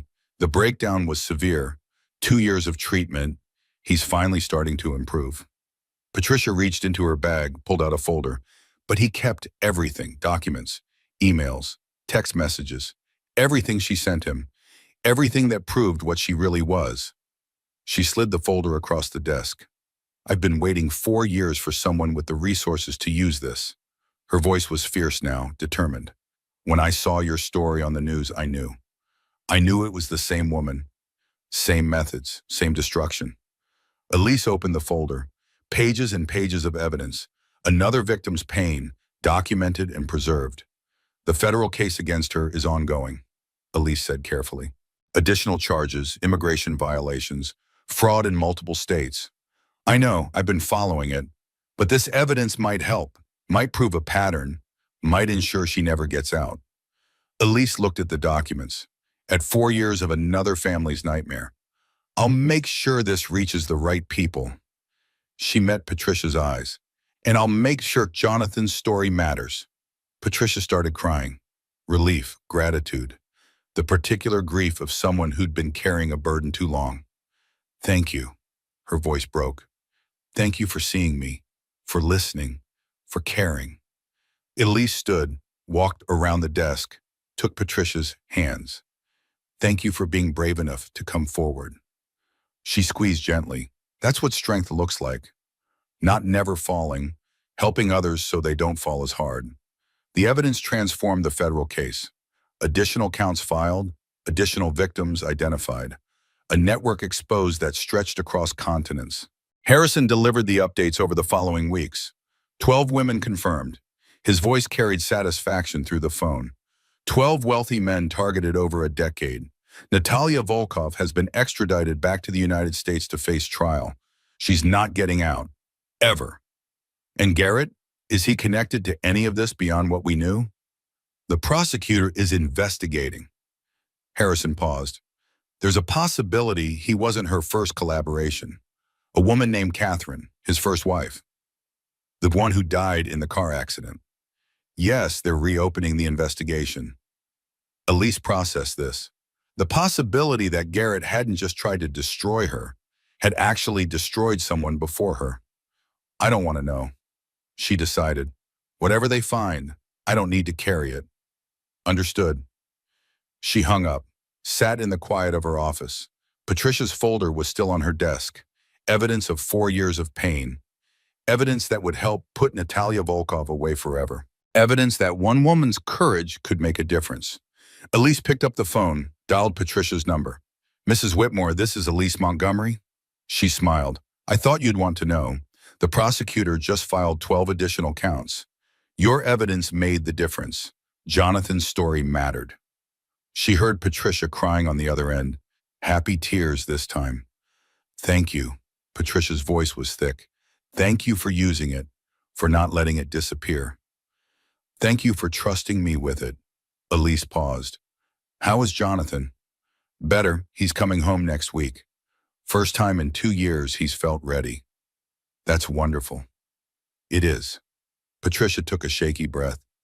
Mrs. Montgomery, when he's well enough, when he's ready. Would you consider talking to him about what you went through, about how you rebuilt? I think it might help. Elise thought about Jonathan, a man she'd never met, destroyed by the same woman who'd helped try to destroy her. Of course, she said, whenever he's ready, the foundation is here for anyone who needs it.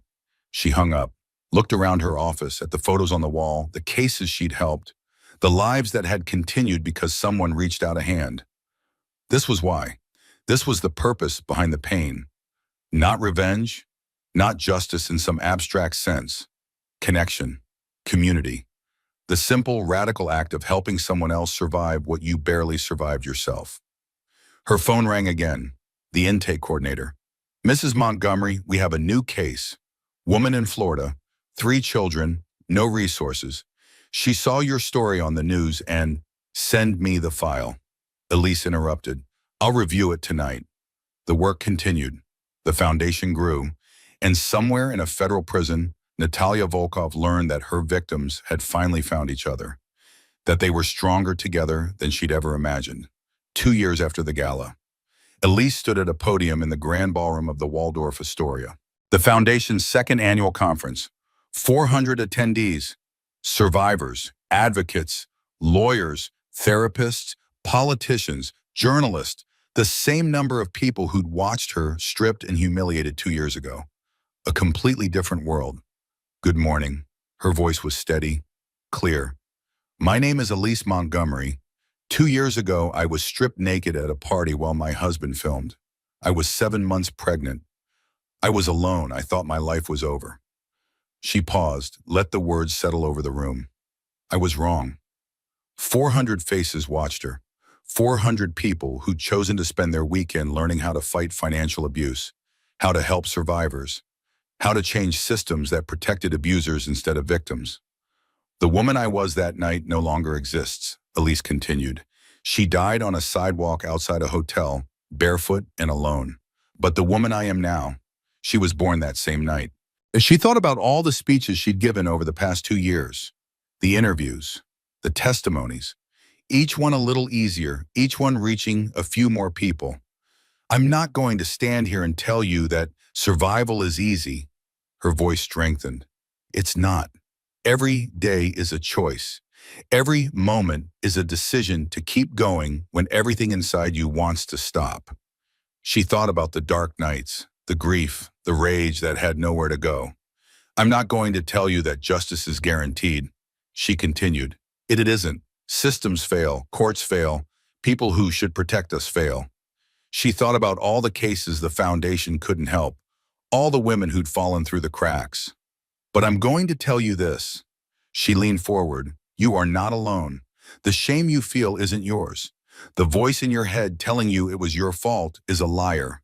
And there are people in this room, in this foundation, in this movement, who will fight beside you until you're strong enough to fight for yourself. Standing ovation.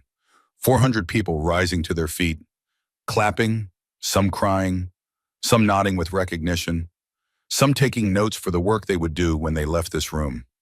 Elise let it wash over her, not the applause, the connection, the knowledge that 2 years of pain had led to this moment, 2 years of building, 2 years of purpose, 2 years of turning destruction into something that mattered. After the speech, the reception, people wanting to talk, to thank her, to share their own stories. A young woman approached, early 20s, nervous, hands twisting together. Mrs. Montgomery, her voice was barely above a whisper. I'm sorry to bother you, but I needed to tell you something. Take your time. Elise touched her arm gently. What's your name? Rebecca. She was wearing white, simple dress, hopeful despite the shadows in her eyes. I was engaged last year. He was perfect. Everyone said so. My parents loved him. My friends loved him. Elise waited, patient, knowing where this was going. I found the emails, Rebecca continued, the accounts I didn't know about, the woman he was seeing, the plan to... She stopped, swallowed. The plan for after we were married. You found out before. Because of you. Rebecca looked up, met Elise's eyes. I saw your story 6 months ago, the signs you missed, the things he said, The way he made you feel crazy for asking questions. She paused. I recognized all of it, every single thing. And you left. I left. Rebecca smiled, trembling but real. I packed a bag and I left that night, before the wedding, but before he could do what he planned. Elise felt something expand in her chest, something warm and bright. You saved yourself, she said. That's the hardest thing, and you did it. Because of you, Rebecca's voice broke. Because you were brave enough to tell your story. Because you didn't hide what happened. Because you showed me I wasn't crazy. Elise pulled her into a hug, held her while she cried. You're not crazy, she whispered. You never were, and now you're free. After the conference, Elise went home. The townhouse was quiet, Margot asleep with the nanny, her parents at their estate, staff gone for the day, just her in the silence. She walked through the rooms of the foundation, past desks where lives had been changed, past conference rooms where plans had been made, past walls covered with photos of women who'd survived. 2 years ago, she'd been a billionaire's wife, hosting galas, attending charity events, looking pretty on her husband's arm. None of it had meant anything. None of it had mattered. Now she was Elise Montgomery, founder, fighter, mother, survivor. All of it meant something. All of it mattered. She climbed the stairs to the apartment above the foundation, the private space where she lived with Margot, small by her former standards, perfect by her current ones. Margot was asleep in her crib, 2 years old now, dark curls against the white sheet, rosebud mouth slightly open, breathing the soft, steady breath of childhood dreams. Elise stood in the doorway, watching her daughter sleep, thinking about everything that had led to this moment, the gala, the assault, the divorce, the trial, the foundation, the hundreds of cases, the thousands of small victories, the journey from destruction to purpose. I did it, she whispered to the sleeping child. I built something real, something that matters, something you can be proud of. Margot stirred, didn't wake. Elise walked to the window, looked out at the city lights. 2 years ago, she'd stood at a different window, in her parents' house, watching the sun rise on the worst day of her life, wondering if she would survive, wondering if survival was even possible. Now she knew the answer. Survival wasn't just possible, it was a beginning. The beginning of something better than what she'd lost. The beginning of a life that was truly her own. She thought about Garrett in his prison cell, serving 18 years for crimes she'd almost been destroyed by. She didn't hate him anymore, didn't feel anything for him at all. He was irrelevant now, a chapter that had ended, a footnote in a story that had become so much bigger than his betrayal. She thought about Vanessa, or Natalia, facing her own trial, her own justice, her own ending, both of them trapped by the consequences of their choices, while she was free, free to build, free to help, free to love her daughter without fear, free to be whoever she chose to be. Mama, Margot's voice, sleepy, small. Elise turned, crossed to the crib, lifted her daughter into her arms. I'm here, baby girl. She kissed Margot's forehead. I'm always here. Story? Margot's eyes were half open. Hopeful. What kind of a story? Princess story. Elise smiled, carried her daughter to the rocking chair in the corner, settled her against her chest. Once upon a time, she began, there was a princess who thought she needed a prince to save her. She thought her happily ever after depended on someone else, on a castle, on a crown. Margot snuggled closer, listening. But then something terrible happened. Something that changed everything she thought she knew. Bad guy? Yes, a bad guy, someone she trusted who hurt her very much. Then what? Elise smiled, rocked slowly, felt her daughter's weight against her heart. Then she learned something important. She learned that she didn't need a prince, didn't need anyone to save her. She had the strength all along. She just needed to find it. Did she find it? She did, and she used it to help other princesses who were scared and alone. She built a castle where anyone who needed help could come, and she lived happily ever after. With the prince? No, baby. Elise kissed her daughter's hair. With herself, that's the best kind of happily ever after. Margot was asleep before the story ended, breathing soft and steady, trusting completely. Elise held her, rocked her, watched the city lights sparkle through the window. Somewhere out there, women were struggling, trapped in marriages that were prisons, trapped in relationships that erased them, trapped in lives that had been stolen by people who should have loved them. Tomorrow she would be there for as many as she could reach. Tonight she held her daughter and let herself feel something she hadn't expected. Peace. Not the peace of forgetting. Not the peace of moving on. The peace of having survived something terrible and turned it into something beautiful. The peace of knowing exactly who she was. The peace of having built a life that was truly, completely, unapologetically her own. Sleep well, baby girl, she whispered to her daughter. Tomorrow we save the world. Outside, the stars shone over the city, the same stars that had watched her fall, the same stars that now watched her stand. Elise Montgomery, mother, founder, fighter, survivor. The woman who'd been stripped of everything and built something greater from the pieces. The woman who'd learned that the worst night of your life can become the foundation for the best version of yourself. The woman who discovered that strength isn't about never breaking. It's about what you build when you put yourself back together. And that's how Elise Montgomery turned the worst night of her life into the foundation of everything beautiful that came after. If this story touched your heart, if it made you angry, if it made you believe in justice, then do me a small favor. Hit that like button. It tells me you want more stories like this. Drop a comment below. Tell me what you think should have happened to Garrett. I read every single one. Share this with someone who needs to hear that survival is possible, that starting over is possible, that the people who try to destroy us don't get to write our endings.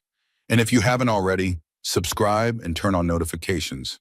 Because every week, I bring you stories of women who refuse to stay broken, women who fought back, women who won. Thank you for staying until the end. It means more than you know. Until next time, remember, you are stronger than you think, and your story isn't over yet.